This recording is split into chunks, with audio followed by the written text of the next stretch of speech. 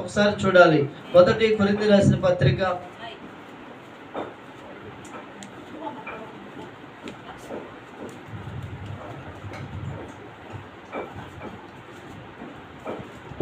3వ అధ్యాయము 16వ వచనం. ఒకసారి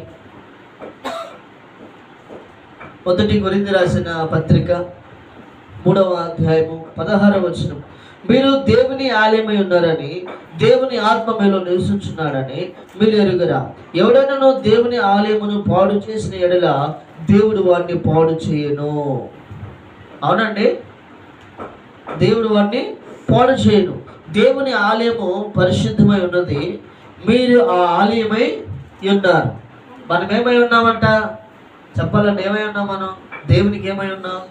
ఆలయంగా ఉన్నాం.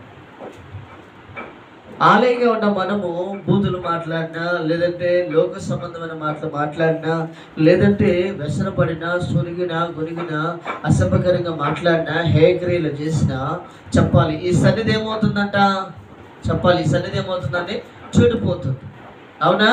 ఆ కాలంలో వారి మనసుకు వచ్చిన స్త్రీలను వివాహం చేసుకొని దేవదూతలు పురుషులు కలిసి పాపం చేశారు కనుక, భయంకరమైన పాపం జరిగింది కనుక నిశ్చయముగా వారు ఏమైపోయారంట? చెడిపోయారంట.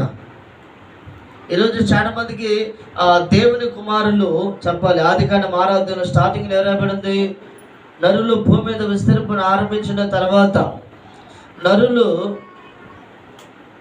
కుమార్తెలు వారికి పుట్టినప్పుడు దేవుని కుమారులు నరుల కుమార్తెలు చక్కని వారని వారు మనసుకు వచ్చిన స్త్రీలను వివాహము చేసుకుని.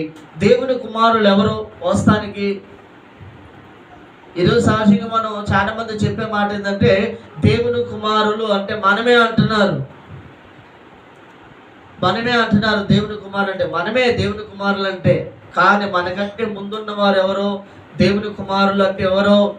మనము చారిత్రకంలో మనం